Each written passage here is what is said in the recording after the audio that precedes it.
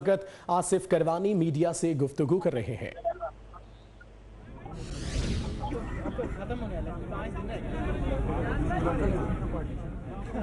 गुफ्तगू भी आपको सुनाई जाएगी। वज़ीर आज़म के साहबजादे हसन नवाज जुडिशल अकेडमी पहुंच चुके हैं। हसन नवाज JIT के सामने तीसरी मरतबा पेशी के लिए पहुंचे हैं। आपको ये बताएं कि तीसरी मरतबा पेश हुए हैं हसन नवाज जुडिशल अकेडमी में। कुछ ही देर बाद सवाल जवाब के इस सिलसिले का आगाज हो जाएगा। आपको खबर दें, जुडिशल अकेडमी के तरफ सिक्योरिटी के सख्त इंतजाम किए गए हैं। वहां पर आम कारकुनान को आने की इजाजत नहीं है। बावजूद इसके कुछ कारकुनान देखे गए जिन्होंने नारेबाजी की है। आपको बताएं कि वज़ीर आज़म के साहबजादे हसन नवाज जुडिशल अकेडमी पहुंच चुके हैं।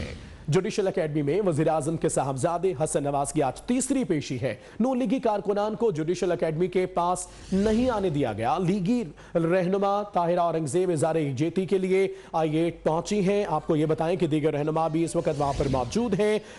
वज़ीर आज़म के साहबजादे हसन नवाज जुडिशल अकेडमी पहुंच चुके हैं। खबर आपको दें, तीसरी पेशी है। पैनामा JIT का फैसला कुन हफ्ता शुरू हो चुका है। फैसला कुन आगाज हो चुका है पैनामा JIT का। आपको ये बताते चले कि हसन नवाज JIT में पेशी के लिए फेडरल जुडिशल अकेडमी पहुंच चुके हैं, जहां सिक्योरिटी के सख्त इंतजाम किए गए हैं। रास्तों को सील कर दिया गया है। सिक्योरिटी के सख्त इंतजाम हैं।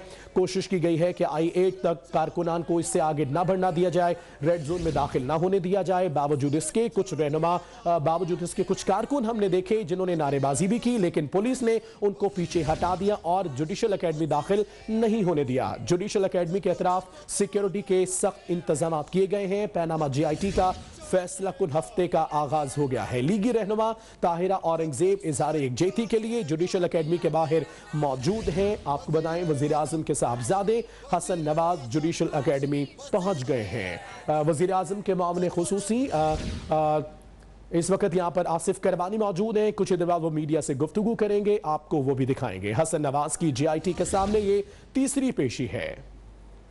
आप दोस्तों का बहुत बहुत शुक्रिया कि आप पिछले 2 माह से रमज़ानुल मुबारक के मुक़द्दस महीने में भी इस तपती गर्मी के मौसम में आप यहाँ तशरीफ़ लाते हैं और आपके सामने जो हमने गुजारिशात पेश करनी होती हैं, माजी में भी करते रहे, अब भी करते रहें। जैसा कि आपको मालूम है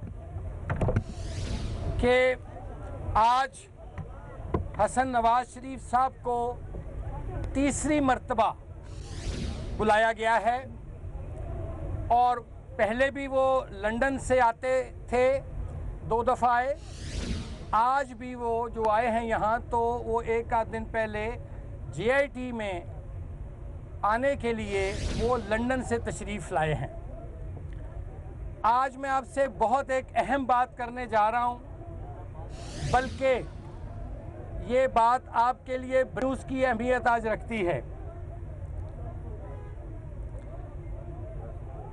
शरीफ फैमिली ने जो जो कागजात उनसे मांगे गए थे, उन्होंने बाकायदा उसकी अटेस्टेशन करवा के लंदन से जो कागजात की ज़रूरत थी JIT को या दीगर लोगों को, उसके वहाँ से लंदन से सर्टिफाइड डॉक्यूमेंट एक बार नहीं 2-3 मराहिल से सर्टिफाई करने के बाद सुप्रीम कोर्ट में दाखिल करा दिए गए थे। लेकिन मोहतरमा JIT ने लंदन में एक legal firm, law firm hire की है और उसके ज़िम्मे वही कागजात और इंफॉर्मेशन उन्होंने हासिल कर रहे हैं या करने की कोशिश की है, जो ऑलरेडी डॉक्यूमेंट जो हैं सुप्रीम कोर्ट के रिकॉर्ड पर सर्टिफाइड तौर पर मौजूद हैं। तो मैं ये पूछता हूँ कि ये जो उन्होंने एक लीगल फर्म हायर की है लंदन में, उसको जाहिर है उन्होंने कसीर अमाउंट पर पैसे देकर हायर किया है। तो मेरा सवाल ये है मोहतरमा JIT से कि जनाब, जो चीज़ आपको सुप्रीम कोर्ट से फोटोकॉपियों में मिल सकती थी, आखिर आपको ऐसी कौन सी ज़रूरत आन पड़ी कि आपने एक लीगल फर्म को उन्हीं कागजात के हुसूल के लिए आपने वहाँ न जाने कितने हज़ारों लाखों पाउंड्स पर हायर किया। वो तो आप सुप्रीम कोर्ट से ले सकते थे कागजात।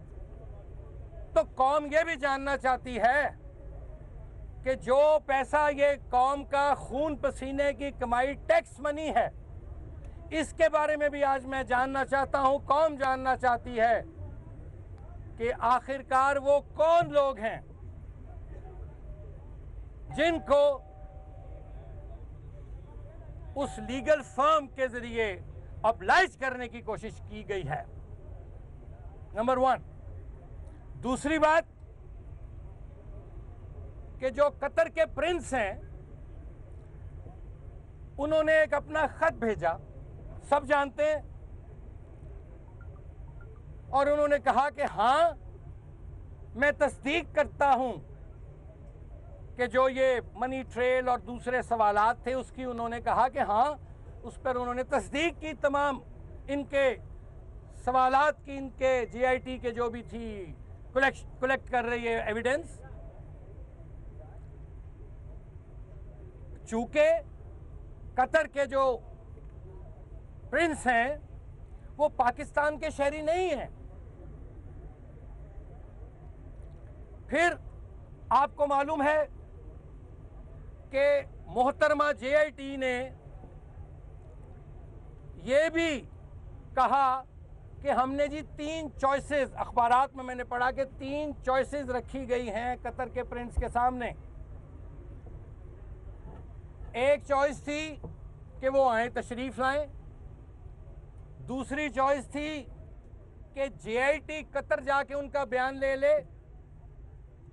तीसरी चॉइस कि स्काइप पर वीडियो के जरिए उनसे बात कर ली जाए। ये तीनों चॉइसेस जो थी ये हमने नहीं दी थी, ये तीनों चॉइसेस JIT ने दी थी। चलो, अब कतर के जो प्रिंस हैं उन्होंने इन्हें लिखा कि जी आप तशरीफ लाइए।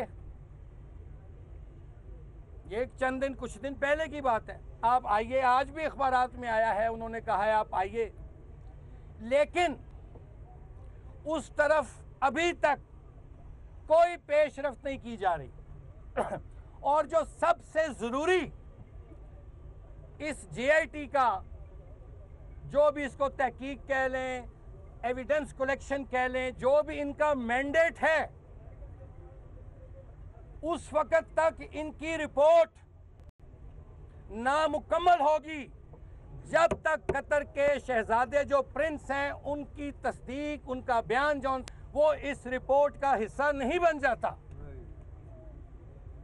आज क्या तारीख है जी? आज 3 तारीख हो गई है। 7 तारीख, 7 दिनों में कट्टा कट्टी बार निकल आएगा। और जो हमें नजर आ रहा है कि जो असल इशू था, जो असल मामलात थे, जो इनके जिम्मे मैंडेट दिया गया था, उस मैंडेट से इन्होंने यू टर्न लिया है। आता हूं उसकी तरफ भी। वो यू टर्न लिया है प्लीज। और इनके जिम्मे तो ये था कि आपने लंदन अपार्टमेंट्स के बारे में मालूमात लेनी है और उसके लिए कतरी प्रिंस का जो लेटर है वो ऑलरेडी मौजूद है। अब आप जाइए कतर, आपको कतर जाना होगा, वरना ये कौम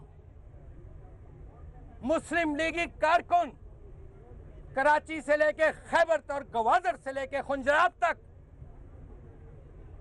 इस रिपोर्ट को तस्लीम करने में उनके शदीद तरीन तहफ़्फ़ुज़ात होंगे। बिल्कुल। दूसरी बात, आखिर क्या मरमाने है? आपके पास वसाइल भी हैं। आप तो, मेरा ख्याल है, शरीफ ख़ानदान का कोई ही फ़र्द शायद बाकी बचा हो जिसको आपने तलब नहीं किया। अब लगता है कि शरीफ ख़ानदान के या मुस्लिम लीग नून के, मैं से कहूँ कि वर्करों को बुला लें फिर अब। यानी ये एक तरफा तमाशा है।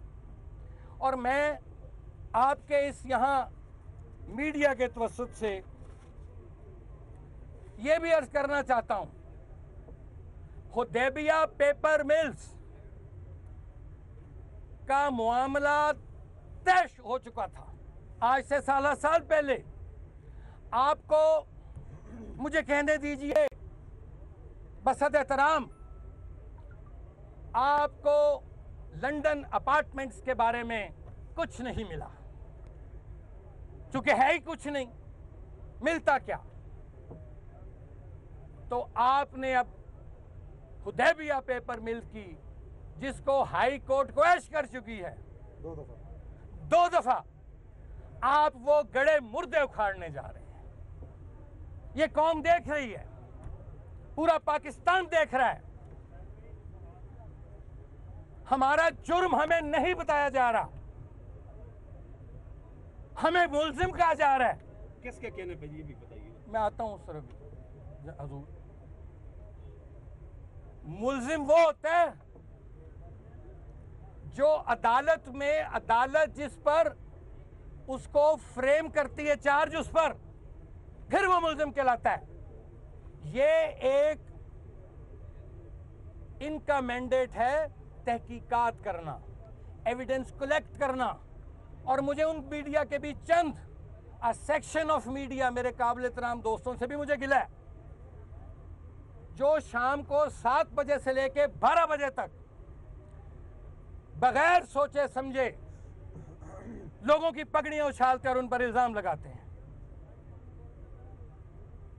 मुझे ये कहने दीजिए कि मेरी जाती नाक़िस राय के मुताबिक आज की तारीख तक जिस मकसद के लिए जीआईटी बनी थी, वो अपने उन मकसद को के हसूल में कामयाब नहीं हो सकी। वो कहते हैं ना, खाया पिया कुछ नहीं, गिलास तोड़ा 12 ने। अब सवाल ये पैदा होता है, मसलन भाई ये तो शरीफ खानदान का एक जाती कारोबार है, बदतरीन एहतसाब होता है 2 अदवार मोहतरमा बेनज़ीर भुट्टो साहिबा के, मुशर्रफ साहब के दौर में बदतरीन और बेरहमाना एहतसाब हुआ नवाज शरीफ का और उसके खानदान का। कुछ नहीं निकला क्योंकि था ही कुछ नहीं। चलो, हमें हमारी, जैसे मैं पहले कहता हूं, शक्लें कुछ लोगों को नहीं पसंद होंगी, हम तब्दील नहीं कर सकते शक्लें। हम इन्हीं शक्लों के साथ पाकिस्तान की तरक्की, खुशहाली का सफर जारी रखे हुए हैं और रखना चाहेंगे। यहां तारिक शफी साहब को बुलाया गया,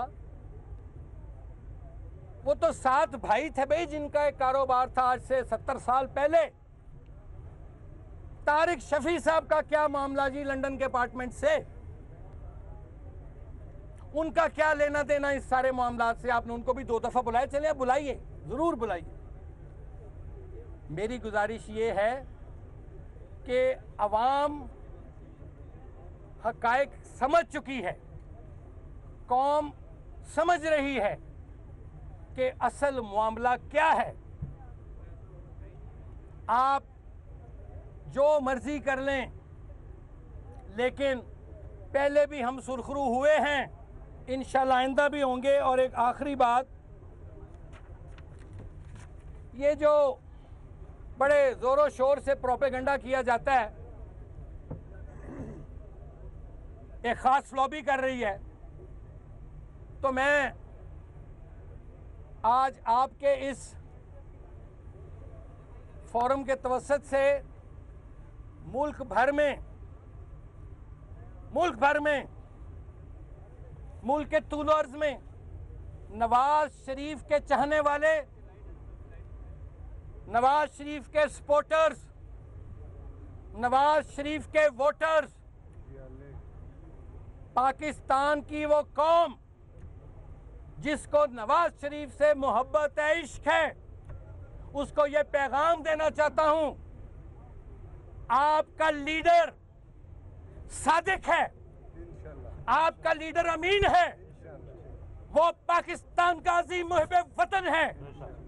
और हम कोई ऐसी साजिश, इमरान खान साहब भी कान खोल कर सुन लें, आप बातें करते हैं, मैं कॉल दूंगा।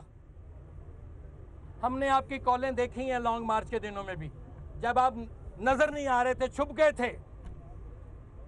देखो, एक कॉल होती है गीदड़ की, और याद रखें इमरान खान साहब, हम पुरअमन लोग हैं, लेकिन हम पाकिस्तान को, पाकिस्तान के अवाम को, पाकिस्तान की तरक्की को, पाकिस्तान की खुशहाली को, सी पैक को आपके हाथों यरगमाल हरगिज़ नहीं बनने देंगे।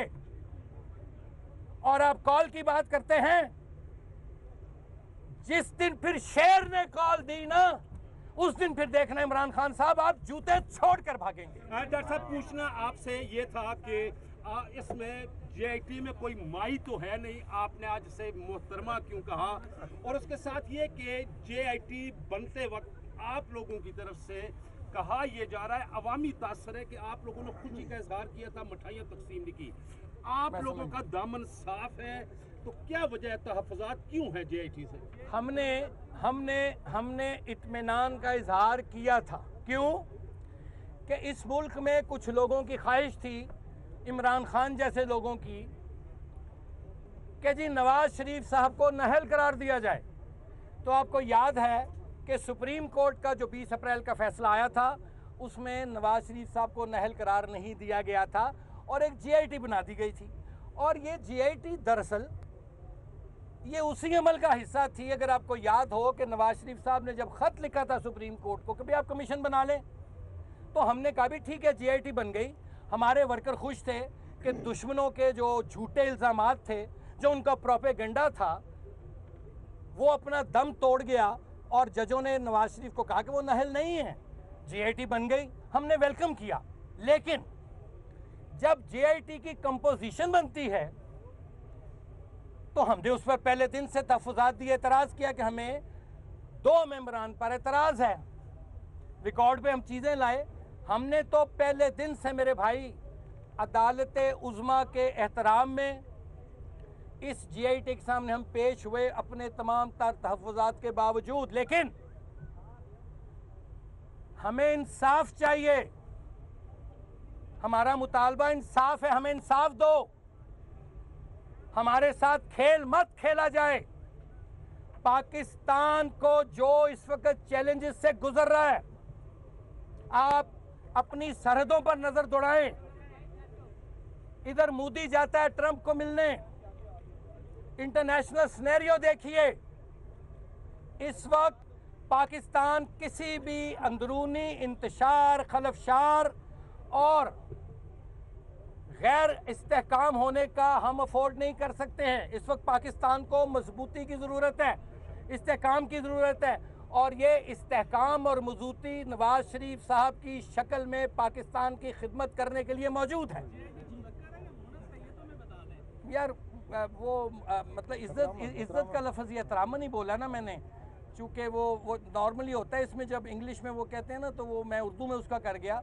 चलें, आप इसको मोहतरम कह लें। अच्छा, जमानी साहब ये बता दें कि कतरी शहजादे ने पाकिस्तान का जो सफारत खाना है कतर में, वहाँ आकर बयान रिकॉर्ड कराने से इनकार कर दिया। इसके साथ साथ अपोजिशन लीडर खुर्शीद शाह का भी कहना है कि किसी भी सूरत में जेआईटी को वहाँ जाकर कतरी शहजादे का बयान रिकॉर्ड नहीं करना चाहिए। देखें जी, इस मुल्क में मिसालें मौजूद हैं कि जेआईटीज़ जौन सी थी तहकीकात इदारे, वो मुशर्रफ साहब के पास लेने जाते रहे बयान। और जब आप एक अवाम के तीसरी दफ़ा मुंतखब वज़ीर आज़म के बारे में तहकीकात कर रहे हैं, तो मेरा ख्याल है कि कतर कोई बहुत दूर नॉर्थ पोल पे तो नहीं है। और फिर ख़ुद GIT ऑफ़र कर चुकी है, ऑप्शन दे चुकी है, यानी आप ख़ुद ही ऑफ़र भी कर रहे हैं और ख़ुद ही आप कर रहे हैं। बाकी मेरी जो मालूमात हैं उसके मुताबिक कतर के प्रिंस जो हैं उन्होंने उन्हें कहा है कि आप तशरीफ़ लाएं और आप बताइए कब आ रहे हैं, ताकि मैं आपके सवालात के और आपकी जो भी उसकी तस्दीक कर सकूं। जी करमानी साहब, ये जितनी भी आपकी गुफ्तगू है उसमें एक पहलू बड़ा वाज़ेह है और आप बोल के भी कह चुके कि आपको इंसाफ नहीं मिल रहा। डर क्या है आपको? आप समझते हैं कि JIT रिकमेंड करेगी ऐसी बात जो सुप्रीम कोर्ट लीड कर सकती है प्राइम मिनिस्टर को डिस्क्वालीफाई करने पे?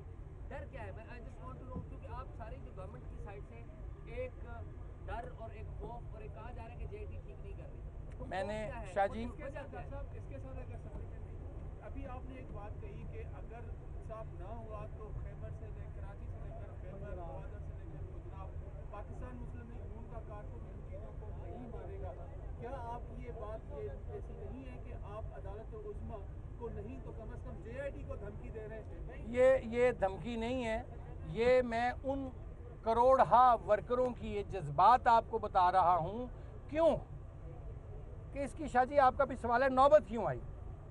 अगर इस JIT ने अपने आप को गैर मुतनाज़ मैं कहना रखना था तो कम से कम उनको चाहिए था कि जिस तरह वो कहते हैं ना, मैंने उस दिन भी कहा था, जैसे अदालत के या किसी तहकीकाती इदारे के कुछ राइट्स होते हैं उसी तरह उन लोगों के भी राइट्स होते हैं जो उनको जिसकी तहकीक कर रहे होते हैं। तो क्या था अगर आप हमारे तहफ़्फ़ुज़ात को आप एड्रेस कर लेते। चले नहीं किया, कोई बात नहीं, अदलिया का एहतराम हमारी सर आँखों पर।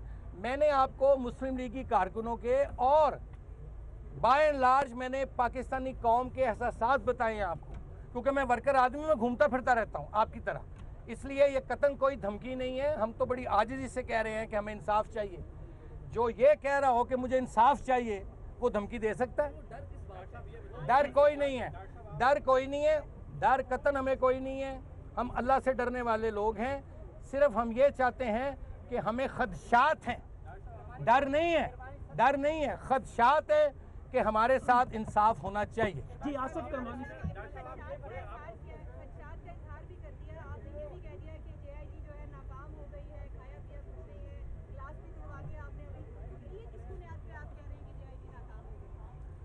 उसकी वजह ये मैं कहता हूँ कि सबसे जो इर्रेलेवेंट लोगों को आप बुला रहे हैं जिनकी ज़रूरत ही कोई नहीं है। आपको कहा गया है कि आपने जाना है दाएं जानिब, मैंडेट है आप बाएं जानिब चले जा रहे हैं।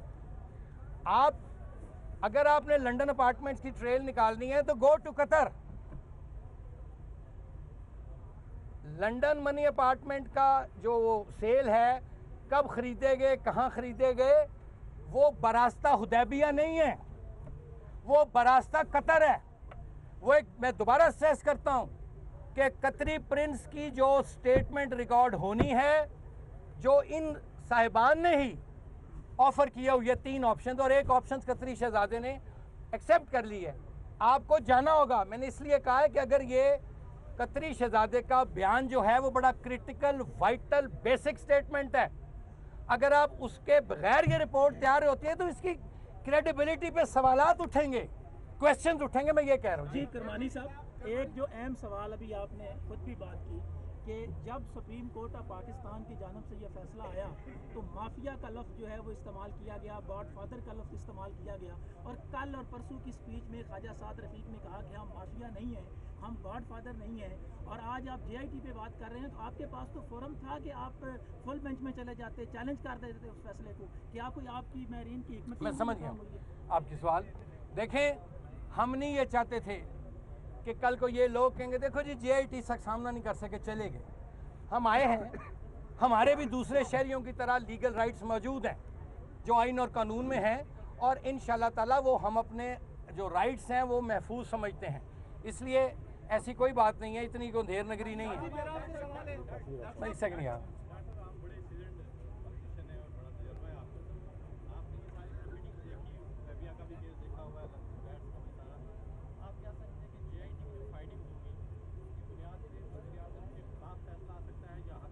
भाई वजीर आजम का तो सवाल ही नहीं पैदा होता।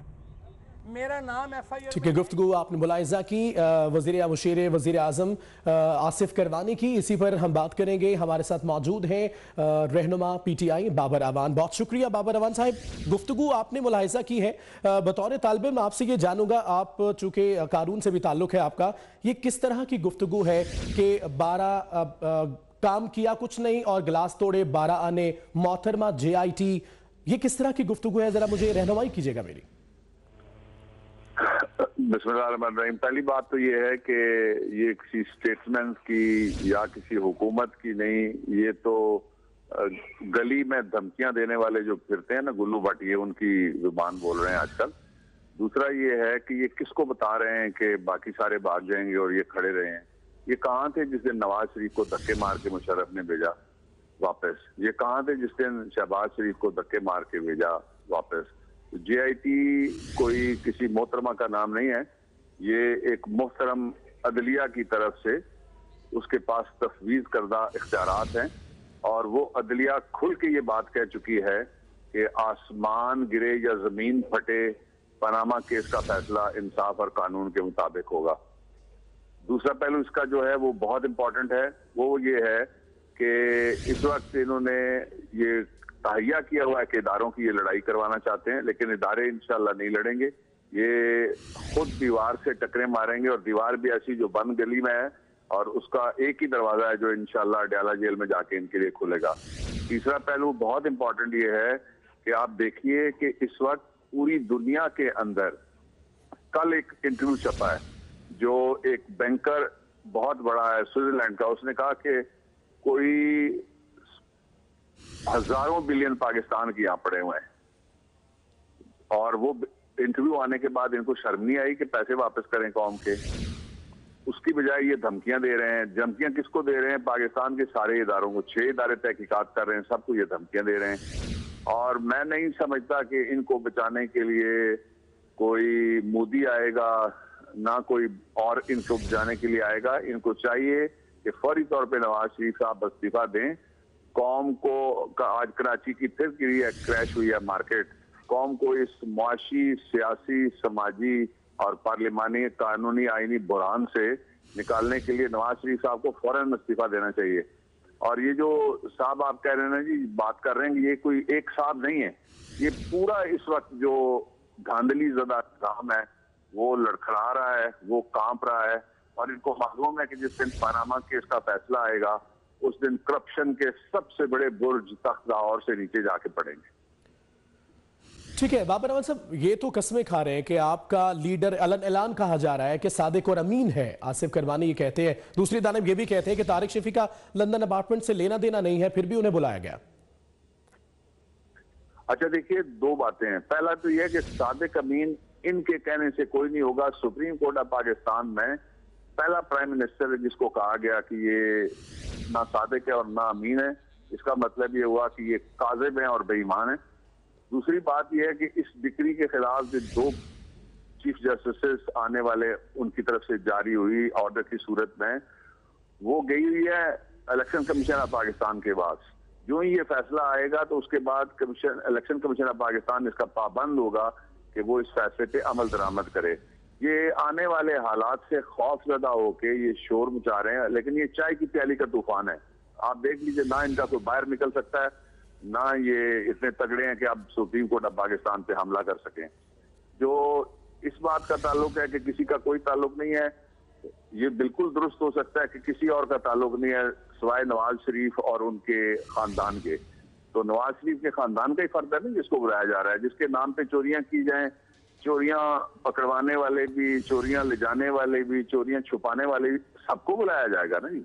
ये तो दुनिया की तारीख का सबसे बड़ा चोरी का केस है। फिर ये कहना कि किसी लॉ फर्म को फायदा पहुंचाया जा रहा है, तो ये लॉ फर्म की वजह से 2 प्राइम मिनिस्टर तो पहले उड़ गए, कई हुकूमतें और लड़खड़ा रही हैं, गिर रही हैं। तो ये लॉ फर्म का काम नहीं था, ये इन्वेस्टिगेटर्स थे जिन्होंने इन्वेस्टिगेशन की और लॉ फर्म से लीक हुई।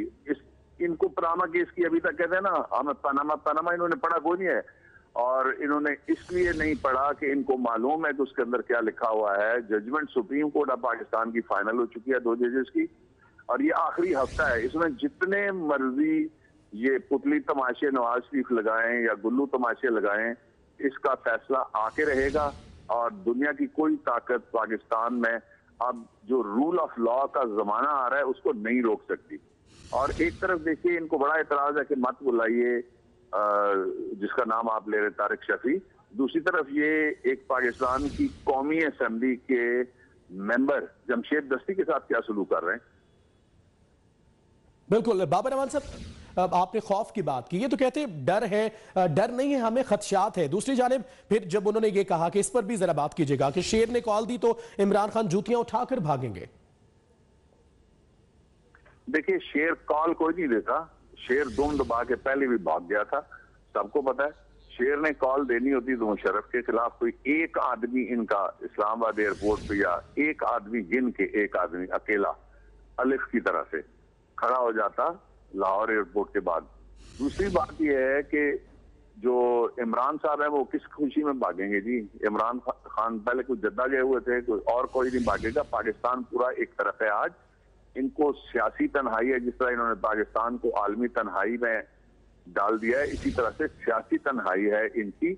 और उस सियासी तन्हाई का मुकाबला नहीं किया जा सकता तनख्वाहदार मुलाजमों की एक छोटी सी बटालियन के जरिए से। ये जो 10-11 जिसको जीजी ब्रिगेड लोग कहते हैं, गाली गलोच ब्रिगेड, अब इसका नाम बदल जाना चाहिए। अब इसका नया नाम होना चाहिए SS ब्रिगेड। इसका मतलब शहबाज शरीफ भी है और इसका मतलब शरीफ भी है और इसका मतलब है शोर शराबा ब्रिगेड। इस शोर शराबे से जो पाकिस्तान की सुप्रीम कोर्ट है ना वो मुतासिर होगी और ना वो GIT जिसको सुप्रीम कोर्ट ने बिठाया है वो भागेगी। अच्छा, इस वक्त देखिए जो असल बात है वो क्या है। ये तो मैंने आपके कहने पे सवालों के ऊपर कमेंट कर दिया जो उन्होंने नाकाम कोशिश की है कौम को इन सवालों की तरफ मुतवज्जो करने की। अब आइए, असल इशू ये है कि उनसे 13 सवाल हैं जो सुप्रीम कोर्ट ऑफ पाकिस्तान ने जॉट डाउन करके जजमेंट में पूछे और फिर साथ कह दिया कि इन सवालों के आप जवाब दीजिए। अच्छा, वो कहते हैं कोई सबूत नहीं मिला। जजमेंट में लिखा हुआ है कि नवाज शरीफ और उनके बेटे और उनका खानदान जाके पेश होगा। इसाक डार को इसलिए बुलाया गया है कि इसाक डार ने अदालत के रूबरू कन्फेशन किया हुआ है। उस कन्फेशन से अगर वो मुकरते हैं तो इसाक डार फिर जेल जाएगा ना, दूसरा तो यही होगा ना। उस कन्फेशन के बाद तो इसाक डार को रिहाई मिली थी। इसलिए ये कैसे कह सकते हैं कि जनाब हम सवालों का जवाब नहीं देंगे। अगर नहीं देंगे तो जजेस ने पांचों ने कहा हुआ कि अगर सवालों के जवाब नहीं आए तो फिर कानून हरकत में आएगा। और कानून 2 की हद तक पहले हरकत में आ चुका है। और कानून ये है कि आर्टिकल 62 और 63 की जद में नवाज शरीफ उनके खिलाफ फैसला आ चुका है। इस वक्त उनको चाहिए कि अपने आप के ऊपर रहम करें। नवाज शरीफ साहब ने इतने पैसे जमा कर लिए अपने महल्लात में कि कोई कोना ऐसा रहने दें जिसमें कोई इज्जत बचा के वो पाव 1.5 पाव वो भी रख सकें। ठीक है, बहुत शुक्रिया। रहनुमा PTI बाबर रहमान साहब हमारे साथ हैं। हमें डर नहीं खदशात है, धमकी नहीं दे रहा हूं, लोगों के जज्बात आप तक पहुंचा रहा हूं, ये कहना था आसिफ करमानी का, जिन्होंने कहा कि हमारे साथ खेल मत खेला जाए। शेर ने कॉल दी तो इमरान खान जूते छोड़कर भागेंगे। जिस दिन शेर ने कॉल दी तो गीदड़ भाग जाएंगे, यह कहना था आसिफ करमानी का मीडिया से गुफ्तगू के दौरान। उन्होंने कहा कि इमरान खान आपकी कॉल पर तो लोग बाहर नहीं आए, नवाज शरीफ के चाहने वालों आपका लीडर सादिक और अमीन है। आसिफ करमानी का यह कहना था। उन्होंने कहा कि कौम समझ चुकी है असल मामला क्या है। तारिक शफी का लंदन अपार्टमेंट से लेना देना नहीं है, बावजूद इसके बुलाया जा रहा है। GIT ने खाया पिया कुछ नहीं, गिलास तोड़ा 12 आने। मीडिया से गुफ्तगू की आसिफ करमानी ने। हमारे साथ मौजूद हैं एंकर पर्सन और तज्जियाकार नसीम ज़ारा साहबा। नसीम ज़ारा साहबा, आपने यकीनन गुफ्तगू मुलाहिजा की है, ये कैसी गुफ्तगू है? एक तरफ GIT को नहीं छोड़ा जा रहा, दूसरी तरफ मीडिया पे सख्त तनकीद की जा रही है। जी, मेरा ख्याल है कि ये बिल्कुल मुतवक्के अप्रोच है जो ले रहे हैं, क्योंकि आपको मालूम है पिछले अब कुछ दिनों से यही एक सामने जो इनकी अपनी बातचीत है, जो इनका बयानिया है, वो तो यही है कि GIT बिल्कुल मुतनाज़ा है, जो जमहूरियत को खतरा है, शरीफ खानदान के खिलाफ कोई ज़ाती तौर पे उनके लिया जा रहा है और साजिश की भी बात हो रही है। तो ये इसलिए जो बात अब आप सुनेंगे आने वाले दिनों में, मेरा ख्याल है यही लहजा होगा, यही बात होगी। और किरमानी साहब ने भी, किरमानी साहब ने के जो ये है यानी कि वो खोदे जा रहे हैं मुर्दे और घड़े पुराने और ये सब बातें भी कर रहे हैं। वो हुदैबिया के हवाले से आपको जिससे मालूम है जनरल अमजद को भी बुलाया गया था, नैब के फॉर्मर चीफ को, और आज ये फाइनेंस मिनिस्टर साहब को भी बुलाया जा रहा है। और हुदैबिया की बात जो थी, आपको याद होगा कि जो 13 सवाल उठाए गए थे वो बेंच ने 3-5 में जो सवाल उठाए थे उसमें 13 में हुदैबिया का भी जिक्र आया था।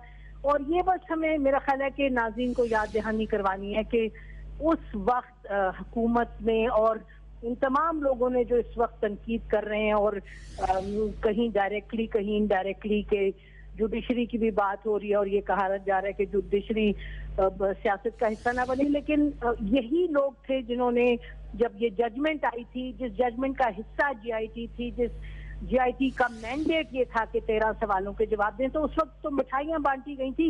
यकीनन मेरा ख्याल है कि ये सब समझते हैं कि जीआईटी को बिल्कुल एक इस तरीके से चलना चाहिए कि कोई उंगली भी ना उठा सके, और कहीं कहीं प्रोसीजरल इश्यूज हुए हैं, लेकिन मेरा ख्याल है कि जिस तरीके से इस वक्त चल रहा है केस, वो सुप्रीम कोर्ट की निगरानी के तहत ये जीआईटी है वो काम कर रही है। और तमाम जो सवालात उठाए जा रहे हैं, मसलन अब ये रहमान मलिक साहब, यकीनन इन्होंने कहा पीएमएलएन के लोगों ने कि ये हमारे मुखालिफ को बुला लिया बात करने, फिर जनरल अमजद को बुलाया तो उस वक्त भी बात हुई कि ये जनरल मुशर्रफ के दौर के थे, तो उसके बाद अब आप देख लीजिएगा कि फाइनेंस मिनिस्टर साहब को भी बुला लिया।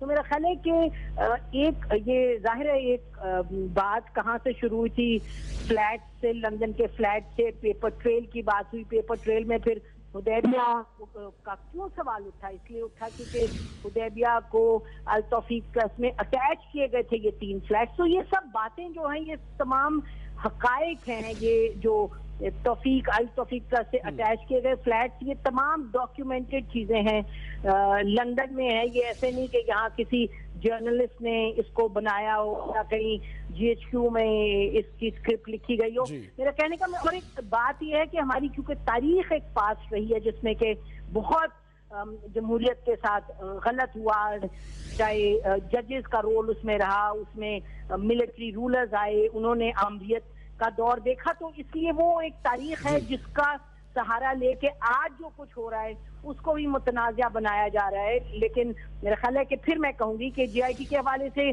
जहां सवाल हैं प्रोसीजर के, तो वो जरूर उनके जवाब आने चाहिए।